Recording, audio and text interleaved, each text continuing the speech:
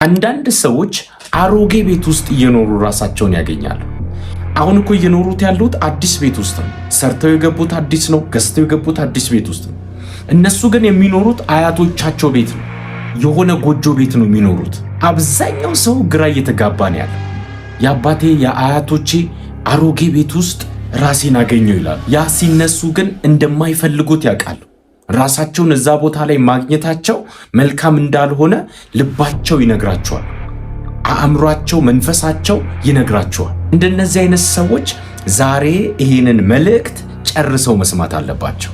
ይህንን ቪዲዮ ሰብስክራይብ አድርጉ፣ ላይክ አድርጉ፣ ሼር አድርጋችሁ ጀምሩ።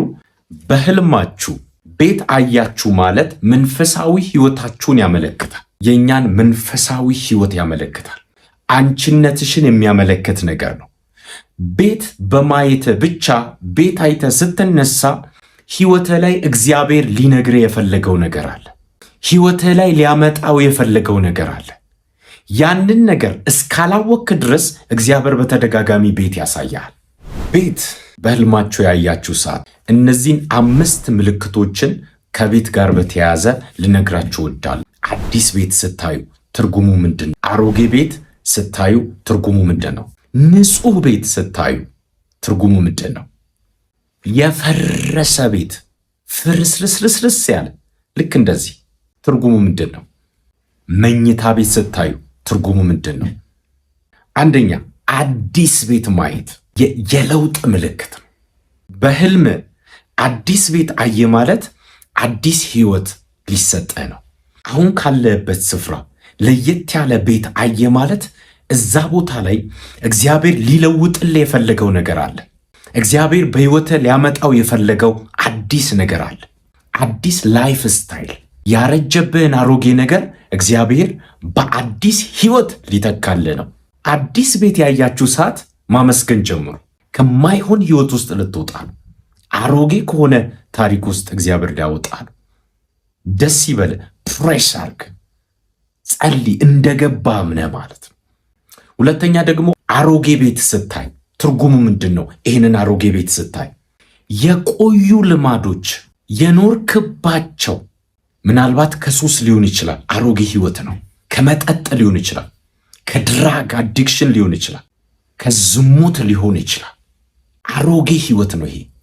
አሮጌው ሰው ማለት አሮጌው ማንነታችን ነው፣ ስጋዊ ማንነታችን። ያንን ህይወት አሮጌው ቤት ሊሆን ይችላል። አሮጌውን ቤት ከህይወታችሁ ላይ እየተቃወማችሁ እያፈረሳችሁ ጸልዩ። በህልማችሁ ንጹህ ቤት ስታዩ ይህ ንጹህ ቤት ምንን ያመለክታል?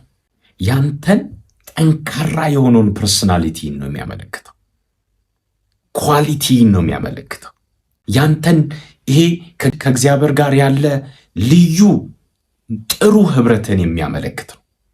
ያ ማለት ንጹህ ቤት ማለት የመንፈስ ቅዱስ ህልውና ያለበት ቤት ነው።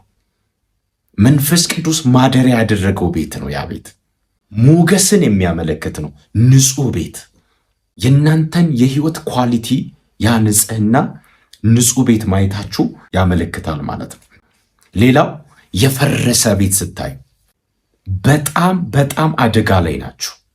ተነስታችሁ መጸለይ ጀምሩ። ቤታችሁ ሲፈርስ ካያችሁ፣ የፈረሰ ቤት ካያችሁ ሜሬጃችሁ ላይ ችግር ሊፈጠር ነው። ህይወታችሁ ላይ ችግር ሊፈጠር ነው። መንፈሳዊ ህይወታችሁ ላይ ችግር ሊፈጠር ነው። ተነስታችሁ ጸልዩ። አለመረጋጋት፣ ግራ መጋባት ህይወታችሁ ላይ አለ ማለት ነው። የፈረሰ ቤት ውስጥ ደህንነታችሁ ሙሉ በሙሉ አደጋ ላይ ነው። ምን በሉ? ተነስታችሁ መጸለይ ጀምሩ። ቤታችሁን አስመልጡ። ተነስታችሁ በዚህ ጉዳይ ላይ ጠላቶቻችሁን ተበቀሉ። ላይፋችሁን አስተካክሉ። ህይወታችሁን ቀይሩ። ዛሬ ላይ ይሄ መልእክት እንደባረካችሁ እርግጠኛ የምትሆኑ ከሆነ ላይክ፣ ሰብስክራይብ፣ ሼር አድርጉ። የእናንተን ኮሜንት ሴክሽን ላይ ያለውን መልካምና ቀና ሐሳባችሁን ቀጣይ ይዤላችሁ መጣል። ተከናወኑ።